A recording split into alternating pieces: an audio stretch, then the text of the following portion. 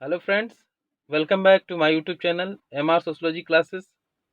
तो फ्रेंड्स, आज का जो हमारा वीडियो है बहुत ही इम्पोर्टेंट होने वाला है, क्योंकि हम लोग आज डिस्कस करेंगे जून 2020 का क्वेश्चन पेपर।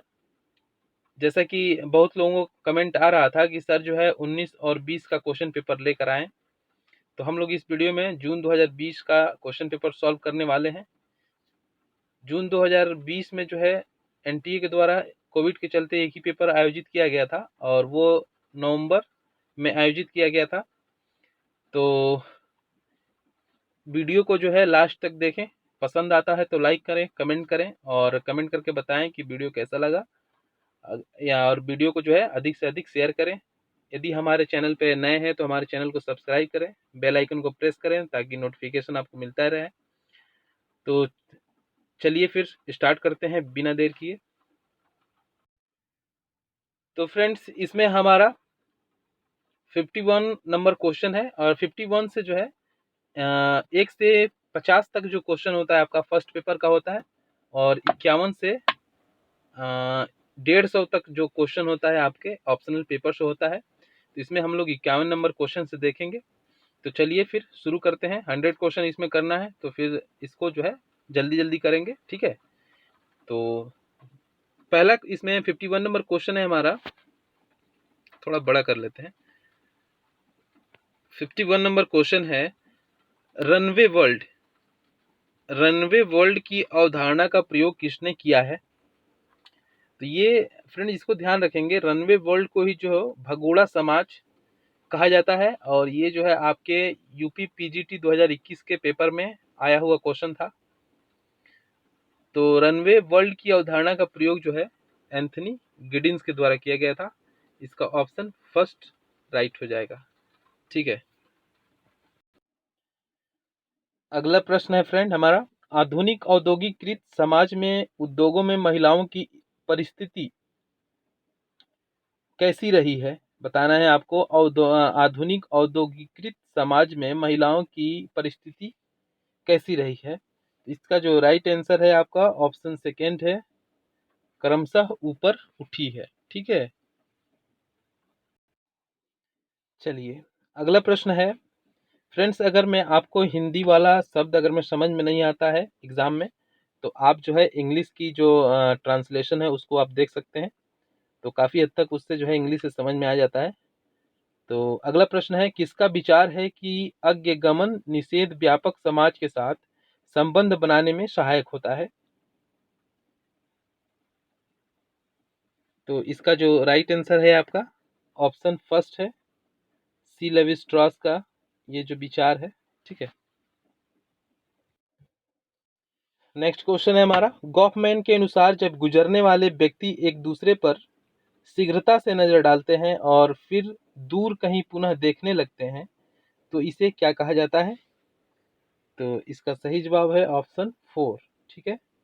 ऑप्शन फोर इसका राइट है कि नागरिक उपेक्षा करना कहा जाता है इसको। अगला प्रश्न है, किसे सांकेतिक निर्विज्ञान के प्रमुख विद्वान के रूप में जाना जाता है? तो इस प्रश्न का सही जवाब है ऑप्शन फर्स्ट, क्लिफर्ड गिट्स को जाना जाता है सांकेतिक नृविज्ञान के प्रमुख विद्वान के रूप में, ठीक है। तो फ्रेंड्स, इस जितने भी आंसर जो है टिक किए जा रहे हैं वो जो है एनटीए के द्वारा जारी किए गए ऑफिशियल आंसर की से मैच किए गए हैं, ठीक है। तो अगला प्रश्न है हमारा, मीट तीन अवस्थाओं का वर्णन करता है जिसमें स्व की अवधारणा पैदा होती है, उसका विकास होता है, प्रारंभिक क्रिया की अवस्था, क्रीड़ा अवस्था, व कौन सी अवस्था है? तो इसका जो सही जवाब है आपका ऑप्शन थर्ड है, क्रीड़ा और खेल की अवस्था है, ठीक है।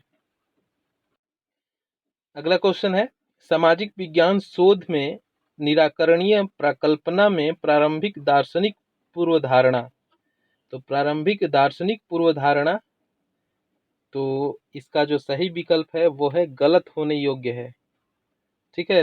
प्रारंभिक दार्शनिक पूर्वधारणा जो है गलत होने के योग्य है। चलिए अगला प्रश्न है, आधुनिक समाज में कालातीत के रूप में समय के रूपांतरण पर किस विद्वान ने जोर दिया है? तो इसका जो सही जवाब है ऑप्शन थर्ड है, मैनुअल कांस्टेल। ठीक है, मैनुअल कांस्टेल आधुनिक समाज में कालातीत समय रूप में समय के रूपांतरण पर जोर दिया है। आर के मर्टन के अनुसार प्रकट प्रकार्य है। तो आर के मर्टन के अनुसार प्रकट प्रकार क्या है? तो इसका सही विकल्प है ऑप्शन सेकेंड, अभिप्रेरित व स्वीकृत है। चलिए अगला प्रश्न है, मालिनोव्स्की के प्रकारवाद को बहुधा किस रूप में परिभाषित किया जाता है?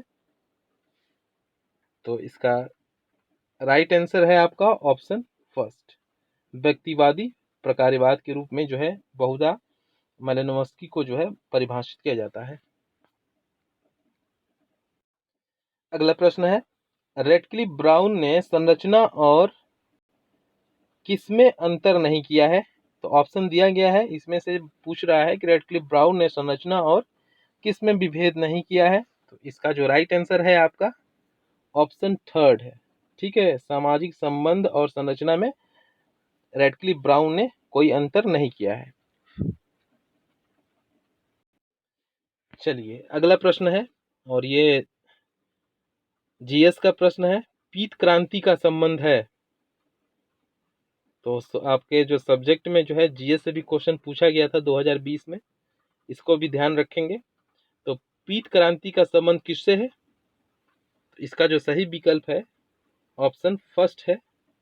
ठीक है, तिलहन से जो है पीत क्रांति का संबंध है। चलिए अगला प्रश्न है, निम्नलिखित में से कौन जनगणना नगर की विशेषता नहीं है?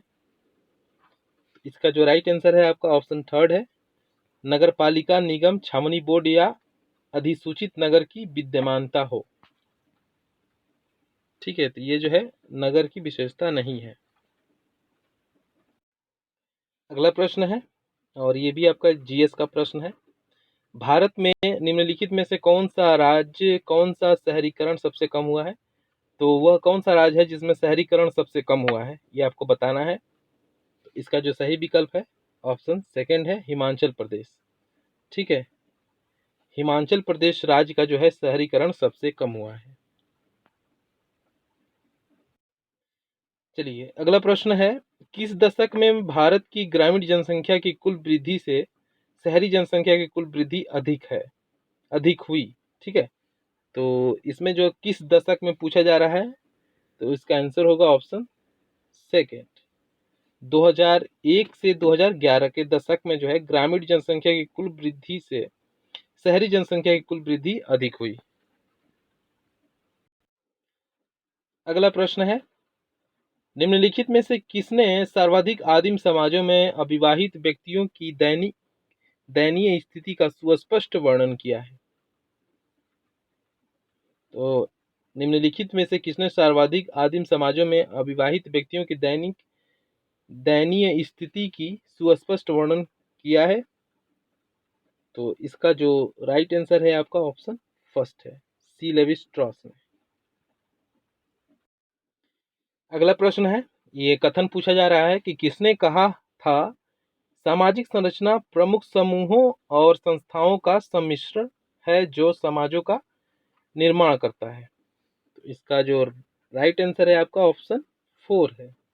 ठीक है, एम जिन्सबर्ग का ये कथन है। अगला क्वेश्चन है, सहभागी अवलोकन अथवा साक्षात्कार का प्रयोग कर व्यक्तियों के प्रत्यक्ष अध्ययन को कहा जाता है? तो इसका राइट आंसर है आपका ऑप्शन थर्ड, नृजाति विज्ञान। सहभागी अवलोकन अथवा साक्षात्कार का प्रयोग कर व्यक्तियों के प्रत्यक्ष अध्ययन को नृजातीय विज्ञान कहा जाता है।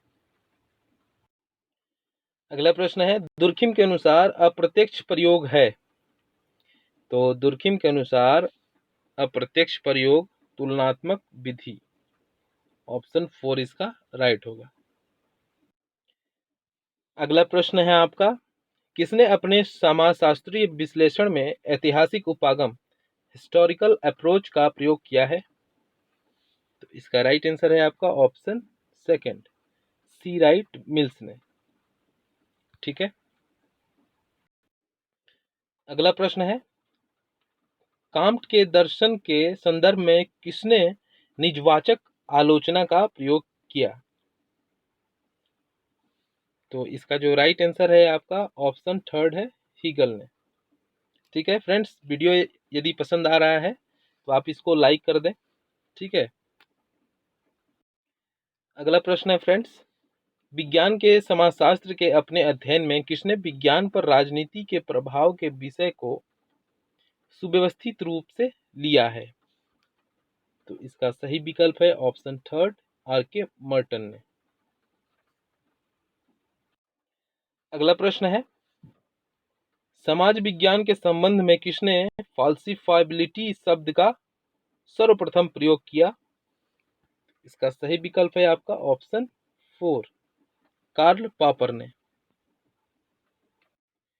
अगला प्रश्न है, वाद विवाद में भाष्य विज्ञान परियोजना यथार्थवाद और अन्य किससे संबंधित है?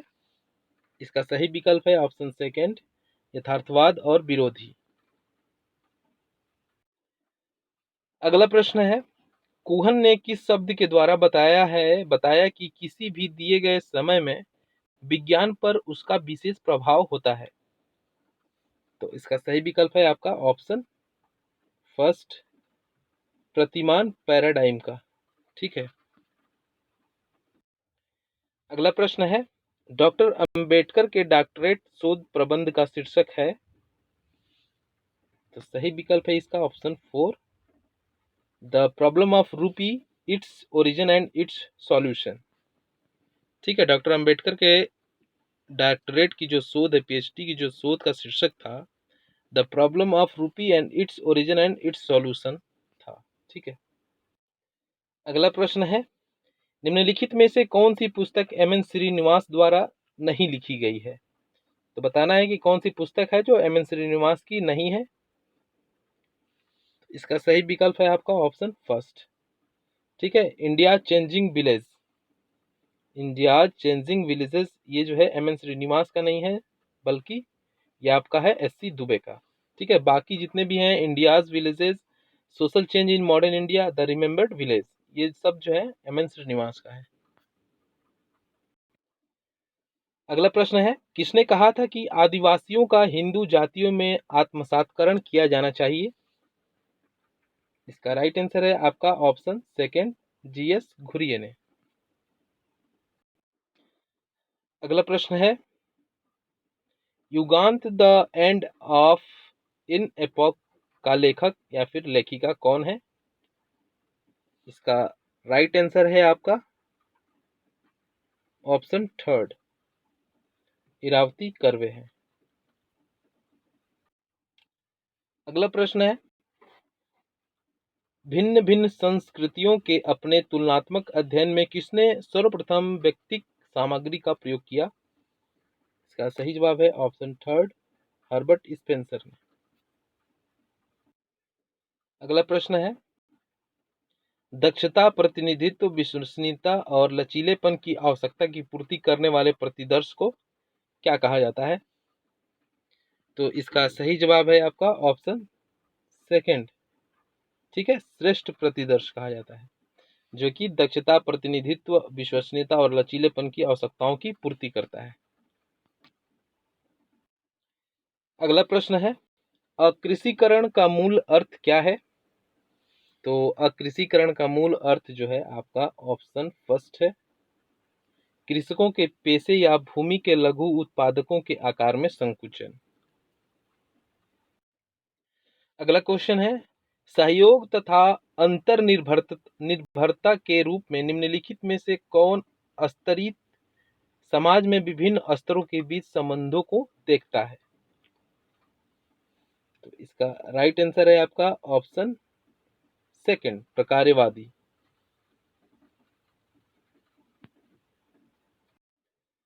अगला क्वेश्चन है, भारत में भूदान आंदोलन शुरू करने के लिए विनोबा भावे को निम्न में से किस घटना ने प्रेरित किया? तो इसका जो सही विकल्प है वो है आपका ऑप्शन फर्स्ट, नालगोंडा घटना ने। अगला प्रश्न है, निम्नलिखित में से तमिलनाडु में किसने स्वाभिमान आंदोलन की शुरुआत की?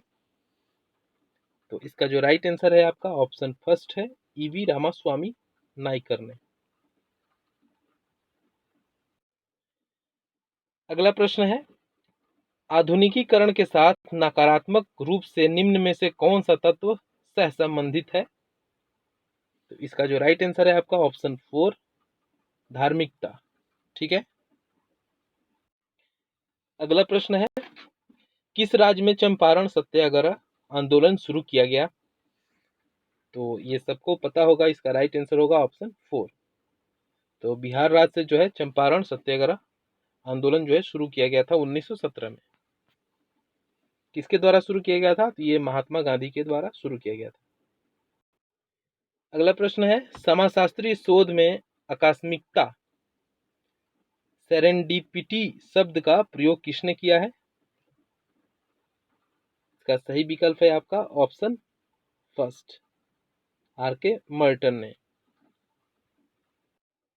अगला क्वेश्चन है, जेनेट कास्टन द्वारा संबद्धता संबंधता की संस्कृति का अध्ययन है। तो जेनेट कार्सन के द्वारा संबद्धता की संस्कृति का अध्ययन है, तो ये ऑप्शन इसका हो जाएगा फर्स्ट, लंकावी आइलैंड्स।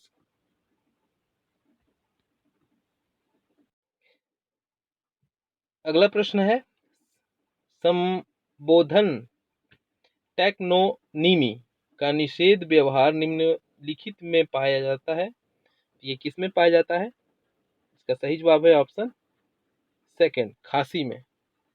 ठीक है।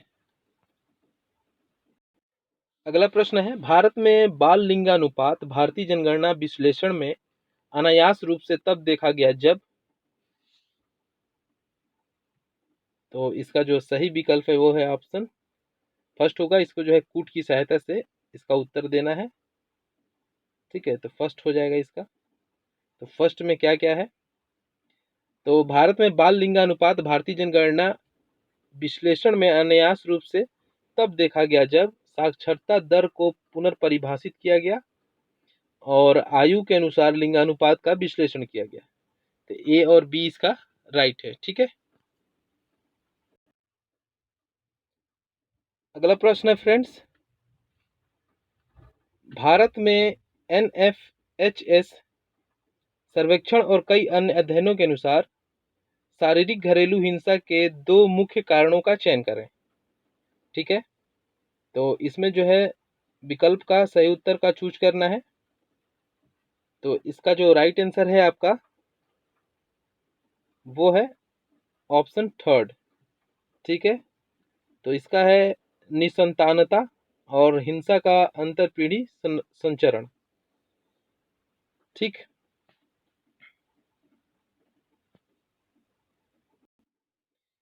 चलिए, अगला प्रश्न है हमारा, समाज में लैंगिक असमानता स्वपीड़न रति तथा महिलाओं में लिंग ईर्ष्या के कारण होता है।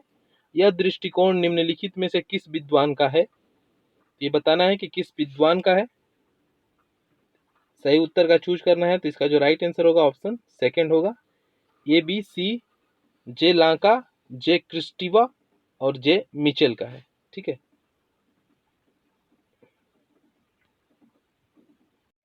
अगला प्रश्न है, कार्ल मार्क्स की मुख्य कृतियां बतानी है आपको कि कौन सी है और कूट की सहायता से इसका आंसर देना है। तो इसका जो राइट आंसर है आपका वो है ऑप्शन फर्स्ट, सी और ई है ग्रेडाइज, और ई है a contribution to a critique of political economy. अगला प्रश्न है, निम्नलिखित में से प्रेरणा इंडक्शन के तत्व कौन से हैं? तो निम्नलिखित में से प्रेरण इंडक्शन के तत्व कौन से हैं? तो इसका जो राइट आंसर है आपका वो है ऑप्शन थर्ड। ठीक है, बी और डी ये प्रेरणा के तत्व हैं।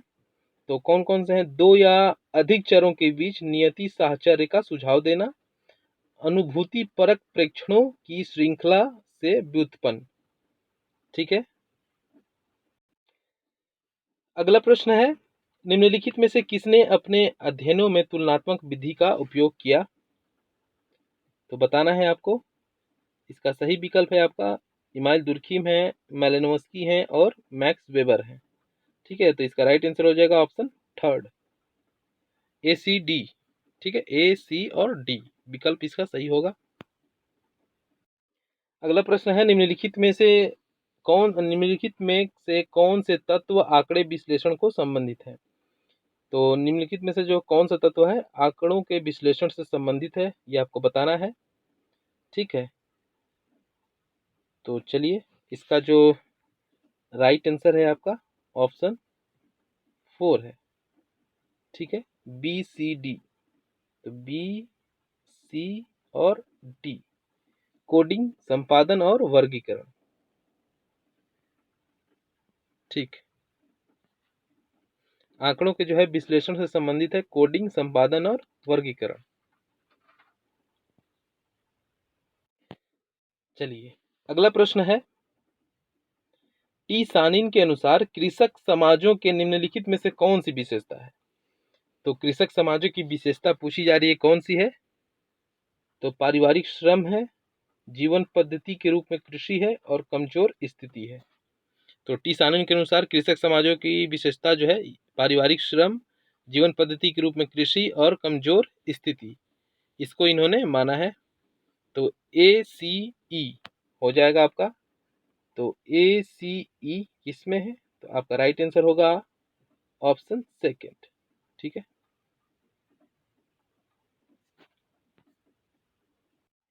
अगला प्रश्न है, भारतीय संविधान के निम्नलिखित में से कौन से अनुच्छेद केवल अनुसूचित और अनुसूचित जनजातियों पर लागू होते हैं? तो कौन सा अनुच्छेद है? तो अनुच्छेद 340 है। ठीक है, अनुच्छेद 330, ठीक, अनुच्छेद 275। तो ए सी और डी, तो इसका सही विकल्प है आपका ऑप्शन 4। ठीक, अगला क्वेश्चन है, भारत में स्वतंत्रता के बाद 1970 तक समाजशास्त्री और सामाजिक नृवैज्ञानिक अध्ययनों में निम्नलिखित में से किन तीन विकासों पर गहरी चिंता व्यक्त की गई? तो इसका जो आपका आंसर होगा वो होगा आर्थिक, सांस्कृतिक और सामाजिक। ठीक है, तो इसका राइट आंसर होगा ऑप्शन 4। चलिए, अगला प्रश्न है, मध्यकालीन यूरोप के सामंती जागीरों की निम्नलिखित में से कौन सी तीन विशिष्टताएं थीं? तो सामंती जागीरों की कौन सी विशेषताएं थी मध्यकालीन यूरोप में? इसका जो राइट आंसर है हैसियत थी। ठीक है, राजनीतिक समूह थे और श्रम विभाजन था। तो इसका राइट आंसर होगा ए सी डी। तो राइट आंसर हो जाएगा आपका ऑप्शन सेकेंड। ठीक है, ए सी और डी। अगला प्रश्न है, नगरीय संयुक्त अर्बन एग्लोमेरेशन अर्बन एग्लोमेरेशन के लिए निम्नलिखित में से कौन सी दो स्थितियां अनिवार्य हैं?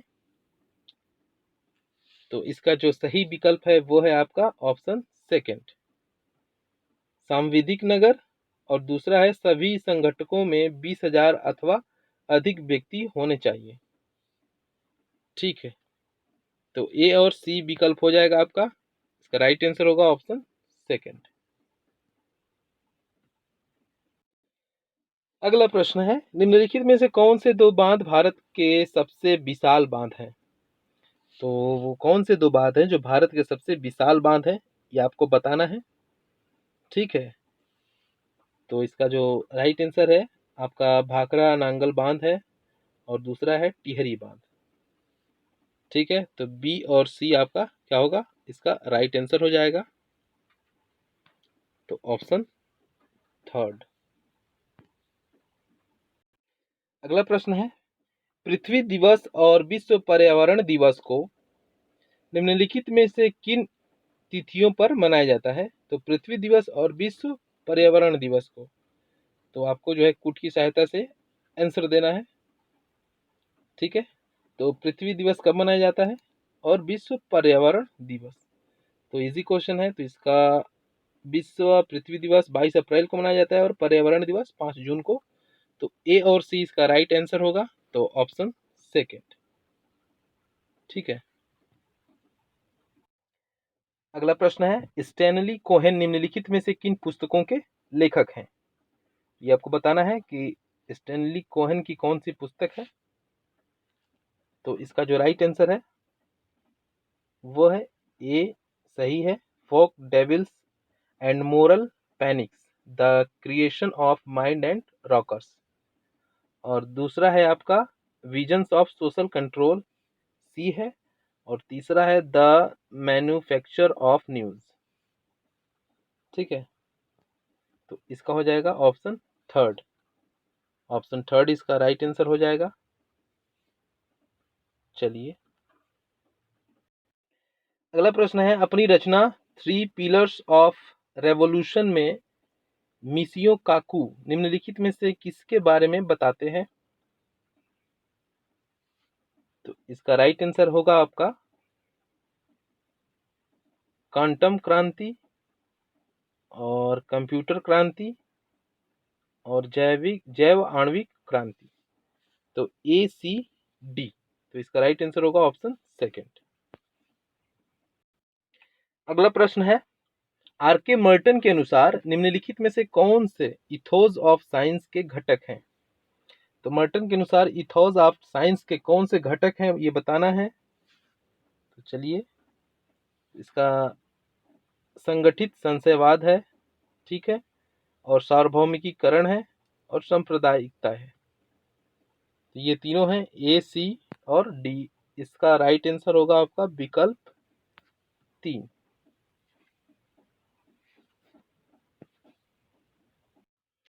अगला प्रश्न है, निम्नलिखित में से कौन कौन से जैविक यौनिकता के निर्धारक हैं जो जेंडर परीक्षण में संगत हैं?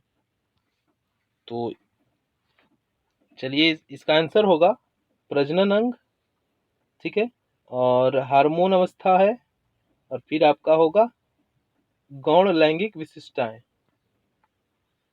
ठीक। तो इसका राइट आंसर होगा आपका ऑप्शन फर्स्ट, ठीक।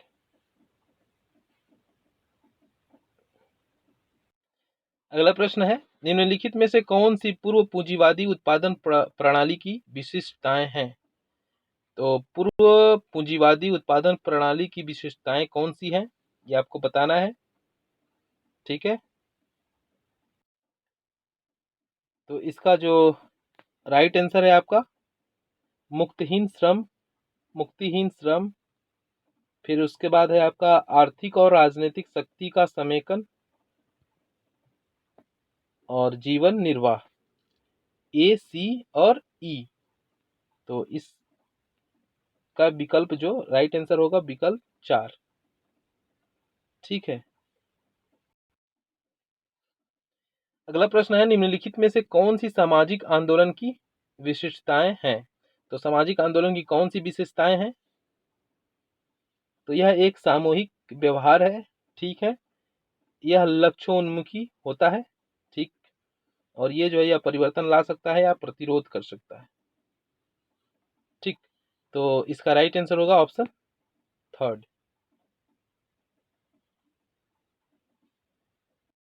अगला प्रश्न है, निम्नलिखित में से किस विद्वान ने एजुकेशन एंड कल्चर रिप्रोडक्शन पर योगदान दिया है? तो वो कौन से विद्वान हैं जिन्होंने एजुकेशन एंड कल्चर रिप्रोडक्शन पर अपना योगदान दिया है ये बताना है। तो एक है आपके वैसिल वर्नस्टेन और दूसरे हैं आपके पियरे बोर्दियू, ठीक है। चलिए नेक्स्ट क्वेश्चन है, निम्नलिखित में से कौन से दो विद्वान जो कि जे लाकान की रचनाओं से प्रभावित माने जाते हैं? तो इसका जो सही विकल्प है वो है आपका ऑप्शन थर्ड होगा, ठीक है, जे क्रिस्टेवा और बी है जे मिशेल। ठीक है, तो इसका राइट आंसर है ऑप्शन थर्ड।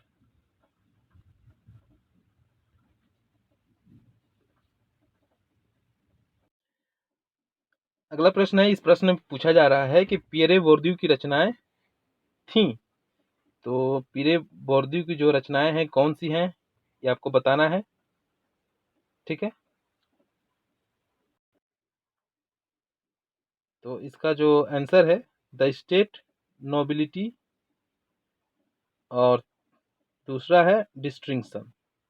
ये जो है बुक है डिस्टिंक्शन जो है इम्पोर्टेंट है, कई बार एग्जाम में पूछा जा चुका है, तो इसको आप लोग ध्यान रखेंगे। ठीक है,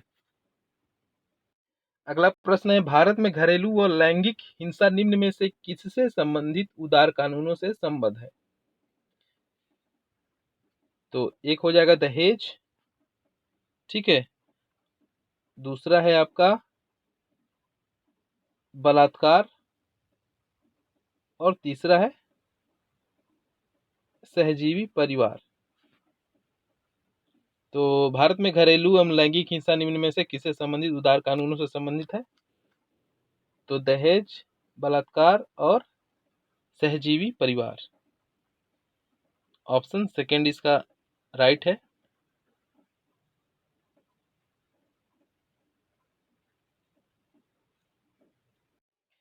अगला प्रश्न है 115 नंबर जो क्वेश्चन है फ्रेंड्स, इसको जो है आयोग के द्वारा शायद इसको हटा दिया गया था। ठीक है, तो चलिए नेक्स्ट क्वेश्चन पे चलते हैं। अगला प्रश्न है, इसमें जो है सूची एक को सूची दो से सुमेलित करना है। एक तरफ अवधारणा है और दूसरी तरफ उसके प्रतिपादक है। तो चलिए इसको मैच करते हैं। तो एक है आपका लघु व दीर्घ परंपरा किसकी है, तो ये जो है रॉबर्ट रेडफील्ड की है। ठीक है, संकीर्णीकरण और सार्वभौमिकरण ये किसका है, ये आपका जो है मैक्यू मैरियट का है। ठीक है, और संस्कृतिकरण पश्चिमीकरण एम एन श्रीनिवास का है, और ग्राम नगर निरंतरता जो है आपका सुरकिन और जिमरमैन का है। तो ए का 3 है, बी का 4 हो जाएगा, सी का 1 और डी का 2। 3 4 1 2 किस विकल्प में है।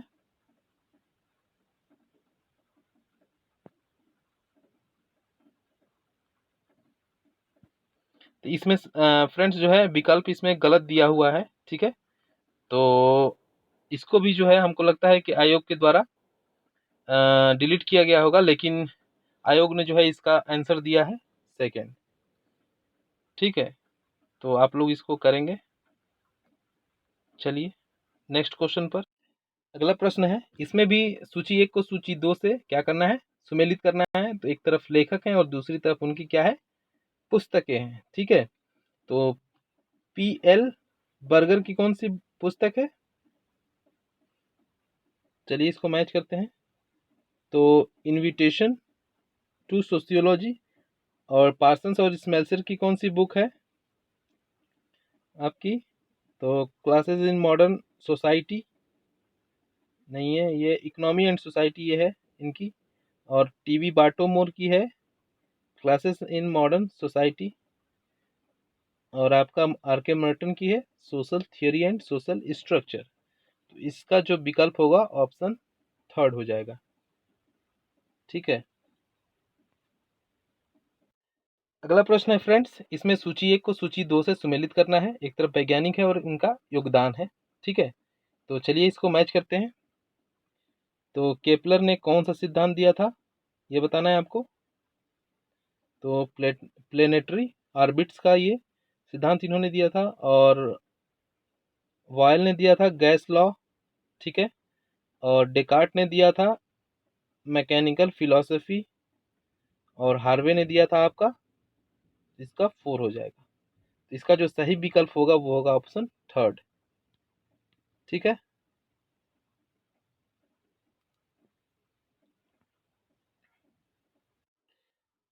Next question. अगला प्रश्न भी हमारा है सुमेलित करने वाला। तो इसमें एक तरफ पुस्तक है, दूसरी तरफ उसके लेखक हैं। तो चलिए मैच करते हैं इसको। तो ए अग्रवाल कि कौन सी इसमें पुस्तक है, तो इन्वायरमेंटलिटी। ठीक है। 4 हो जाएगा जेम अचेसन, इनकी पुस्तक है कैप्चरिंग द कॉमन्स, थर्ड। ठीक है। और सी का हो जाएगा आपका एस ए क्रेट्स का हो जाएगा काउस किंग एंड ग्लोबलाइजेशन, सेकंड हो जाएगा। और एफ बर्केस का होगा सेक्रेड इकोलॉजी, फर्स्ट। तो इसका राइट आंसर जो होगा आपका ऑप्शन सेकंड। ठीक है। चलिए नेक्स्ट क्वेश्चन, अगले प्रश्न में भी हमें सूची 1 को सूची 2 से मैच करना है। ठीक है, तो चलिए इसको मैच करते हैं। ऑस्कर लेविस, तो कल्चरल पॉवर्टी जो है इनकी पुस्तक है, इंपॉर्टेंट बुक है। और लुइस वर्थ की कौन सी है, तो ये है urbanism, urbanism as a way of life, Louis Wirth की है।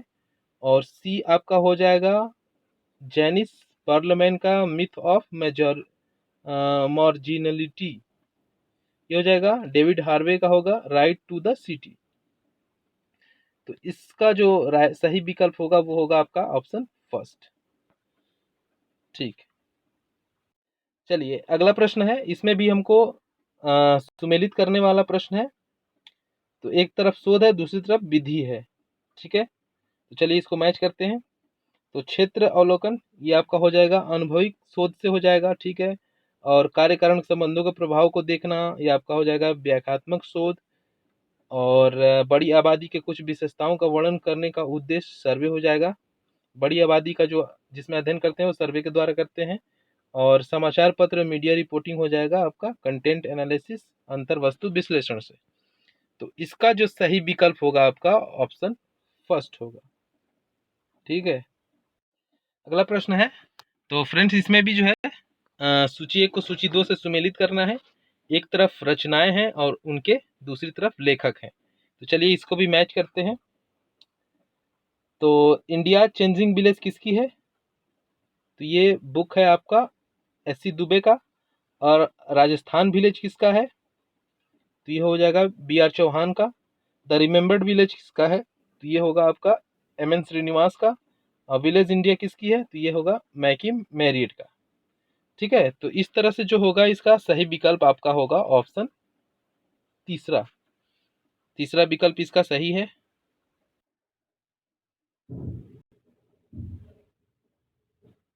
तो फ्रेंड्स इसमें हमारा अगला क्वेश्चन है, सूची 1 को सूची 2 से सुमेलित करना है। और एक तरफ हमारे सामाजिक विचारक हैं, दूसरी तरफ उनकी अवधारणाएं हैं। तो चलिए करते हैं इसको। तो एम कॉन्स्टेल की कौन सी पुस्तक है, तो इन्होंने नेटवर्क सोसाइटी नेटवर्क की बात की है, नेटवर्किंग की। और दूसरे हैं एम फूको, तो इनका हो जाएगा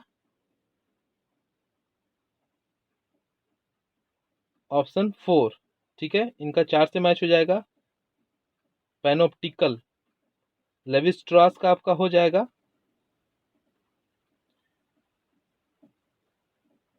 ऑप्शन फर्स्ट। ठीक है। और डी का आपका हो जाएगा 3। ठीक है, गिडिंस का प्लास्टिक लैंगिकता।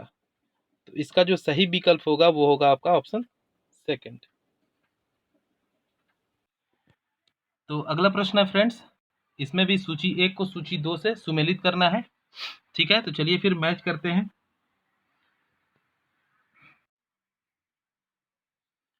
तो इसमें है हमारा के गफ किससे संबंधित है, तो उनकी अवधारणा कौन सी है, तो ताली केतु कल्याणम, ये का हो जाएगा आपका सेकंड। टी नागबरी मालाबार में मातृवंशी, बी का हो जाएगा 1। सी का हो जाएगा आपका 4। और डी का लीला दुबे का होगा बीज व धरती। ठीक है, सी का 4 हो जाएगा और डी का 3। तो इसका जो राइट आंसर है, सही विकल्प जो है आपका फर्स्ट हो जाएगा। ठीक है।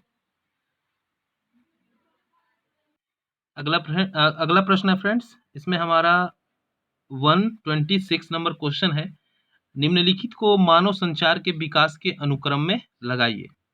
तो जो मानव संचार के विकास है उनको सही क्रम में लगाना है। तो चलिए इसको मैच करते हैं। तो संकेत युग, तो सबसे पहले होगा आपका संकेत युग, फिर आपका होगा वाक्य युग, ठीक है। फिर आपका होगा लेखन युग। तो एक नंबर पे ये हो जाएगा आपका संकेत युग, फिर दूसरे नंबर पे होगा आपका वाक्य युग, तीसरे पे होगा लेखन युग, और फिर आपका होगा चौथे पे इलेक्ट्रॉनिक युग, और पांचवे पे होगा आपका सूचना युग, ठीक है। तो इस तरह से सबसे पहले होगा EBCDA।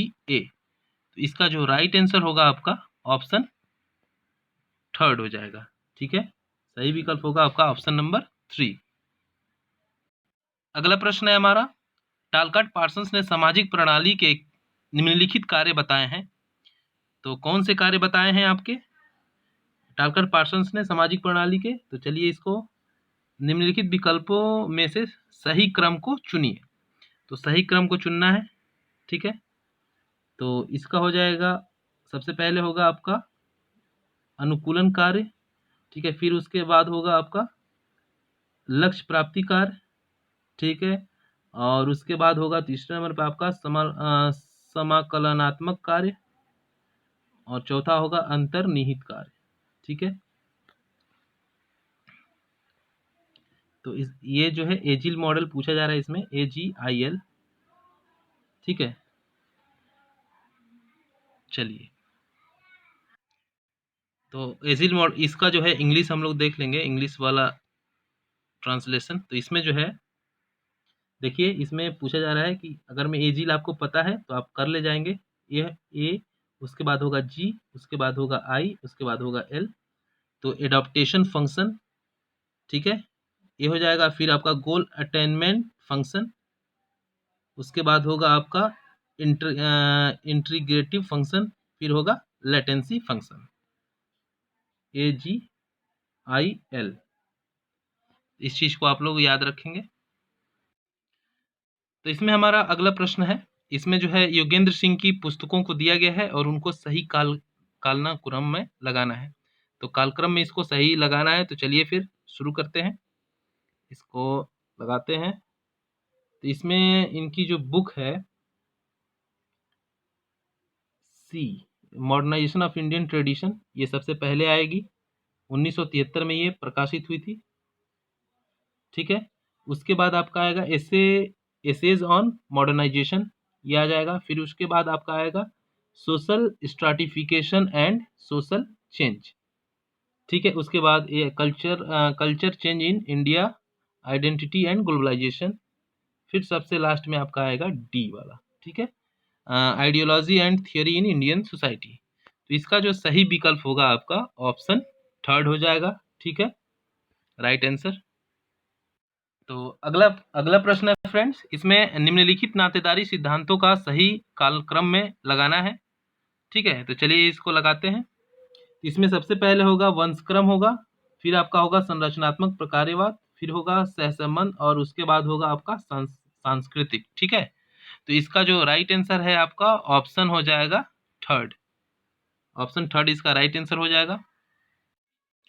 अगला प्रश्न है फ्रेंड्स, इसमें LH मॉर्गन के अनुसार निम्नलिखित में से विवाह के क्रमिक विकास का सही क्रम कौन सा है? तो विवाह के क्रमिक विकास का सही क्रम आपको लगाना है। तो इसमें आपका हो जाएगा, सबसे पहले होगा समरक्त परिवार, समरक्त विवाह, ठीक है।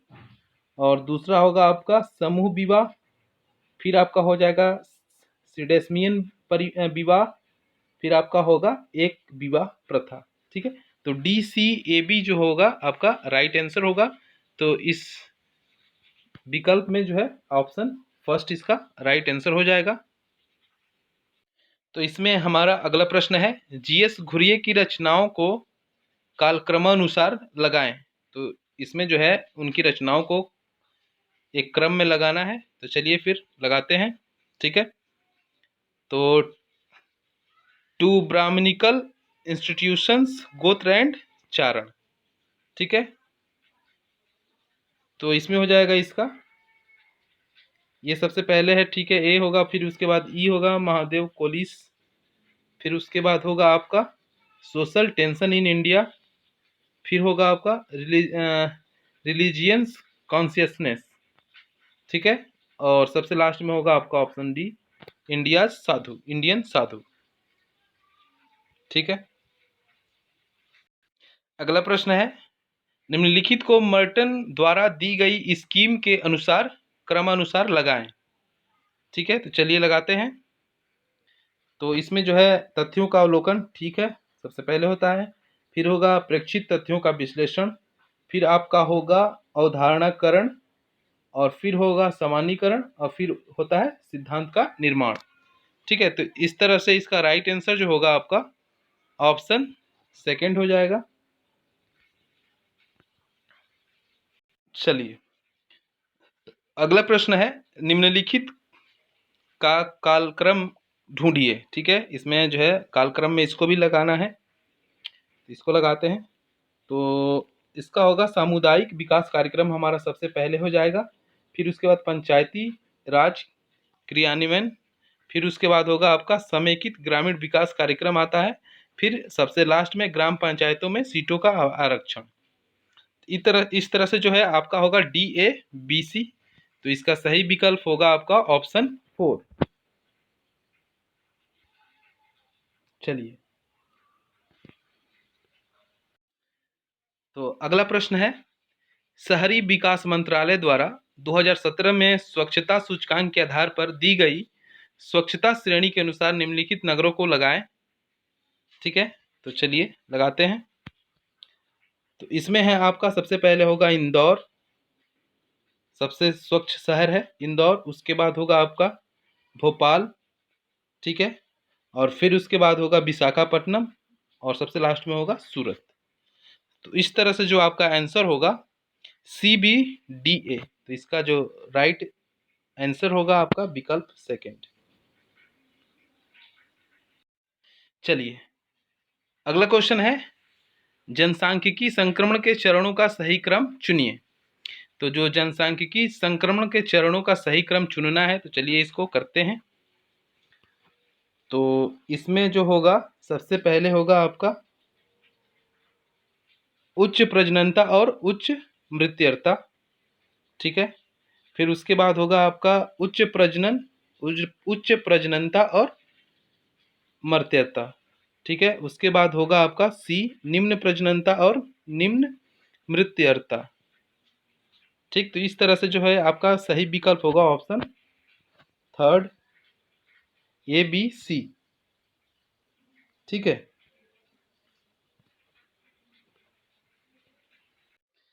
अगला प्रश्न है, इसमें नीचे दो कथन है, और पहला है अभिकथन और दूसरा है तर्क। तो चलिए इसको करते हैं। अभिकथन कह रहा है कि औद्योगिकरण और असीम वृद्धि के मनोग्रसित के जरिए विकास की प्रचलित विधि ने पारिस्थितिकी तंत्र को कमजोर कर दिया है, क्योंकि तर्क कह रहा है इसमें, क्योंकि असीमित वृद्धि की मनोग्रसित ने प्राकृतिक संसाधनों के आधार को अधिक काम में ले लिया है। तो इसका जो राइट आंसर है आपका ऑप्शन फर्स्ट है, ए और आर दोनों सही है, ए और आर ए की सही व्याख्या करता है, ऑप्शन फर्स्ट इसका राइट हो जाएगा। अगला प्रश्न है हमारा 137 नंबर क्वेश्चन है, 137 नंबर। तो इसमें भी जो है अभिकथन है और दूसरा तर्क है। तो चलिए देखते हैं अभिकथन क्या कह रहा है। समाज विज्ञान शोध में वस्तुपरकता का कुछ हद तक अनुरक्षण किया जा सकता है, क्योंकि वस्तुपरकता हमारी अवधारणाओं में जैसे कि वे स्वतंत्र रूप से विद्यमान होती हैं, बाह्य समाज का विवरण प्रदान करती हैं, किंतु मानवीय समाज का केवल बाहर से अवलोकन नहीं किया जा सकता। तो इसका जो राइट आंसर है ऑप्शन फर्स्ट है, ए और आर दोनों सही है, आर ए की सही व्याख्या करता है। चलिए अगला प्रश्न है हमारा, इसमें पहला अभिकथन है और दूसरा तर्क है। तो चलिए अभिकथन देखते हैं। संविधान की प्रस्तावना में सभी भारतीयों के बीच भाईचारे के प्रसार की बात की गई है, क्योंकि भारत के संविधान की प्रस्तावना में भारत के सभी नागरिकों को सामाजिक, आर्थिक और राजनीतिक न्याय की गारंटी दी गई है, ठीक है। संविधान की प्रस्तावना में सभी भारतीयों के बीच भाईचारे के प्रसार की बात की गई है। तो ठीक है, तो इसका जो राइट आंसर है आपका ऑप्शन सेकंड हो जाएगा, क्योंकि ए और आर दोनों सही है, परंतु आर ए की जो है सही व्याख्या नहीं कर रहा है। तो इसमें अगला प्रश्न है हमारा इसमें भी अभिकथन है, दूसरा तर्क है। तो अभी कथन देखते हैं क्या है। मर्टन का मध्य स्तरीय सिद्धांत आंकड़ों के सीमित रेंज से संबंधित है, क्योंकि पिछले कुछ दशकों के समाजशास्त्रीय कार्यों में सभी सम्मिलित सिद्धांतों के निरूपण में कम चिंता व्यक्त की गई है। तो ठीक है, इसका जो राइट आंसर होगा ऑप्शन सेकेंड होगा। ए और आर दोनों सही है, परंतु आर ए की सही व्याख्या नहीं कर रहा है। चलिए अगला क्वेश्चन है हमारा, इसमें भी जो है अभिकथन है और दूसरा तर्क है। तो चलिए देखते हैं। अभिकथन कह रहा है, समाजशास्त्र में हम अप्रत्यक्ष परीक्षण विधि यथा तुलनात्मक विधि का प्रयोग करते हैं, क्योंकि प्राकृतिक विज्ञानों में कारणात्मक संबंध की स्थापना परीक्षण द्वारा सुगम बनाई जाती है, किंतु समाज विज्ञान में इस प्रकार के परीक्षण असंभव हैं। ठीक है, तो इसका जो सही विकल्प होगा वो होगा आपका ऑप्शन फर्स्ट। ए और आर दोनों सही है, किंतु आर ए की सही व्याख्या करता है। ठीक है, तो इसका ऑप्शन फर्स्ट हो जाएगा। चलिए आगे अगला है। अगला प्रश्न में इसमें जो है दिया गया है, निम्नलिखित गद्यांश को सावधानी पूर्वक जो है पढ़िए। इसमें जो है गद्यांश दिया गया है और इसको पढ़ के जो है इसका आंसर करना है। तो ये काफ़ी मतलब आसान भी होता है और कठिन भी होता है। सावधानी पूर्वक पढ़ेंगे आप तो इसका आंसर कर ले जाएंगे। चलिए इसका प्रश्न देखते हैं। तो प्रश्न है इसमें, मलिन बस्तियों संबंधी आंकड़े सर्वप्रथम किस जनगणना में एकत्रित किए गए थे? तो ये आपको बताना है। तो इसका जो राइट आंसर है ऑप्शन थर्ड है। ठीक है, 2001 की जनगणना में जो है मलिन बस्तियों संबंधी आंकड़े जो है सर्वप्रथम एकत्रित किए गए थे। अगला है इसमें 2001 में कितने नगरों शहरों का सर्वेक्षण किया गया और कितनों ने मलिन बस्ती जनसंख्या की सूचना दी? ठीक है, तो इसका जो सही विकल्प है वो होगा आपका 743 और 640। ठीक है, चलिए तो ऑप्शन सेकेंड इसका राइट हो जाएगा।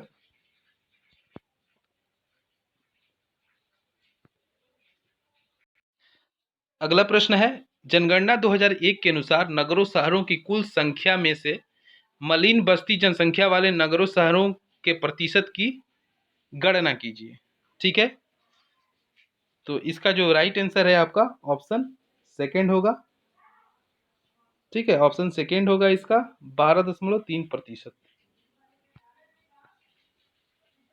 चलिए अगला प्रश्न है इसमें, 2011 की जनगणना में कितने नगरों शहरों में मलिन बस्तियां पाई गई थी?